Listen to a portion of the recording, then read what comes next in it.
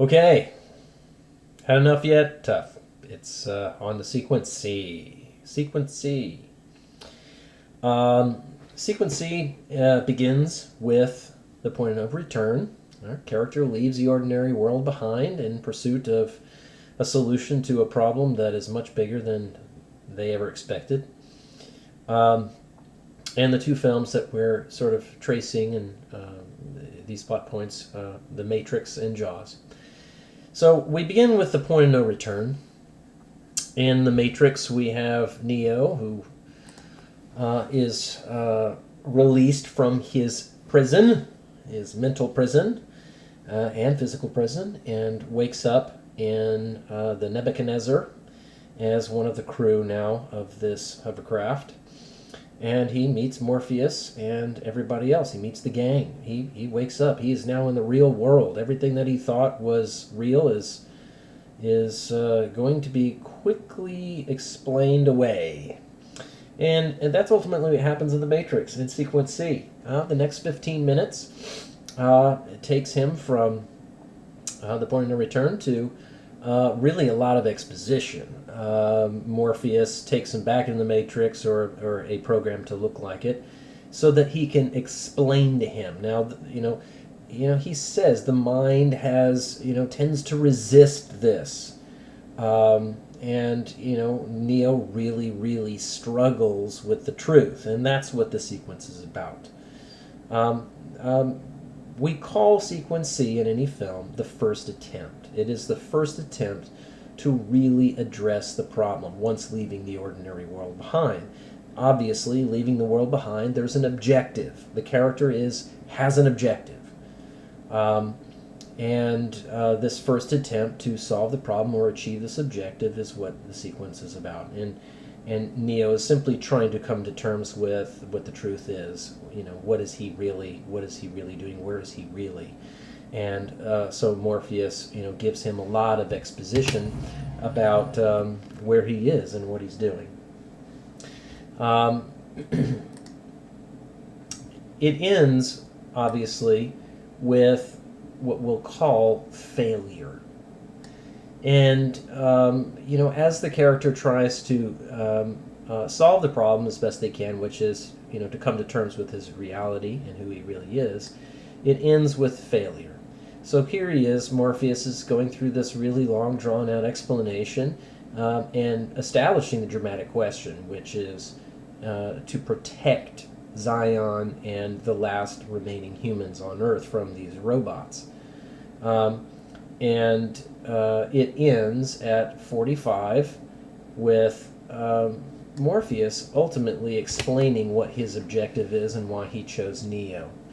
And it's failure because it doesn't solve the problem.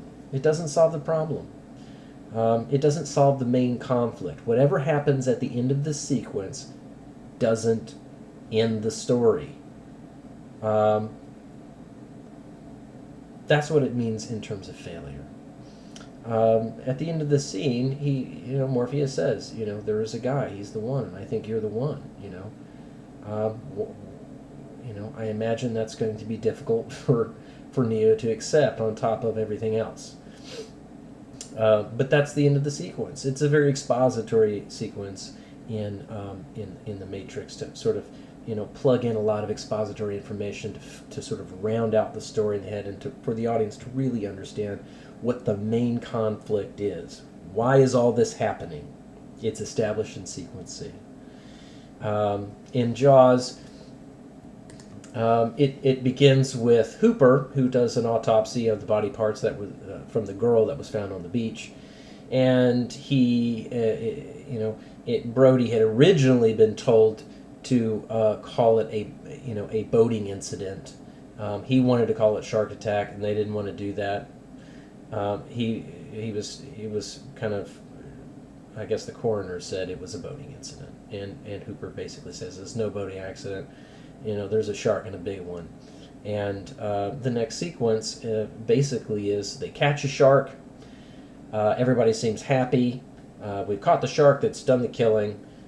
Even Brody buys into it until Hooper says, that's not the shark.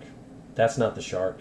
the bite radius on that shark is not the same as the one that ate that girl, and Brody has to accept those terms, and they hatch a plan. This main objective, the objective of this sequence, is to cut open the shark and find out. If the kid's in there, then we know we got the shark. If the kid ain't in there, then we ain't got the shark. I mean, it's pretty plain and simple. So, here they are. They're at the scene, and they realize there's no kid in this shark. So the real shark is out there somewhere. Failure. They don't get the real shark. They fail to solve the main conflict. And so, they're off to, find out more information. That's ultimately, all that happens in Sequence C. It's 15 minutes, and each of these sequences also, and I haven't said this before, but each of these sequences really translates to roughly 5 to 7 scenes that take us from the beginning of the sequence to the end of the sequence. In this Sequence C, it's the beginning of the sequence kind of is the point of no return, or the consequences of that point of no return, or the immediate scene after that point of no return. The character makes a decision after which there's no turning back, and we launch into Sequence C, and there's 5 to 7 scenes that get us to the end of that sequence, which is a failure of some kind. The objective, their immediate objective, comes to a close. And it is ultimately a failure in terms of the main conflict. Now, it could be a success.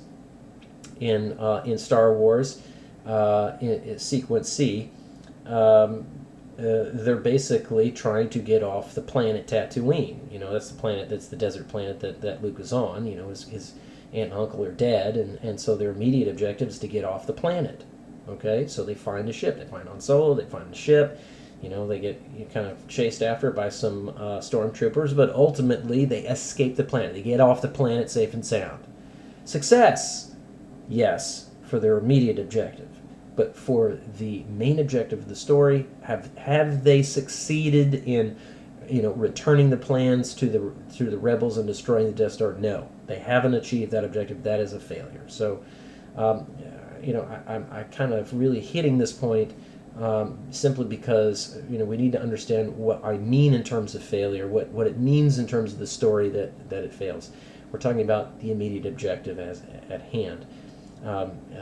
In the sequence, it could be a win. It could lead them in the right direction, but the failure is ultimately, does it solve the main conflict? Okay, all right. So short and sweet, Sequence C. We're off to Sequence D next.